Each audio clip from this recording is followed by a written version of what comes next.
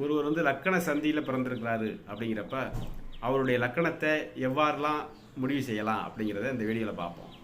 பெரும்பாலும் லக்கணம் தான் ஜாதகருடைய குணம், வடிவம், அதுக்கு அடுத்தபடியாக நடத்தைகள், அவருடைய செயல்பாடு எல்லாவற்றையும் முடிவு செய்வது அது. அப்போ லக்கணத்தை வச்சு குணத்தை சொல்லலாம். குணநலங்களை சொல்லி பார்க்கும்போது மீன லக்கணம்னா அதுக்குரிய தன்மை இருக்கும், மேச லக்கணம்னா அதுக்குரிய தன்மை இருக்கும். அப்படிங்கிறத நம்ம அடிக்கடி லக்கணத்துக்குன்னு சில குணங்கள் சொல்கிறோம்ல, அந்த குணங்கள் படி அவர் இருக்காரா அப்படிங்கிறத அவர்கிட்ட டெஸ்ட் பண்ணணும். அப்புறம் அவருடைய வாழ்வியல் உண்மைகளை முடிவு செய்வது தசாபுத்தி. அப்போ இப்போ உதாரணமாக மீன லக்கணமாக இருந்தால், மேச லக்கணமாக இருந்தால் அந்த லக்கணாதிபதி வலிமையை பொறுத்து தான் அது அமைகிறது. அப்போ அதை பார்த்து முடிவு பண்ணணும். அப்புறம் சில இடங்களில் சொல்கிறோம், இப்போ வெளிநாடு போகிறாதான் 8, 12ஆம் இடம் சுபத்துவமாக இருக்கணும்.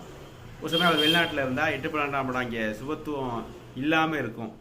அப்போ லக்கணம் வரும்போது இருக்கக்கூடிய வாய்ப்பு இருக்கும். இதை வச்சு கண்டுபிடிக்கலாம்.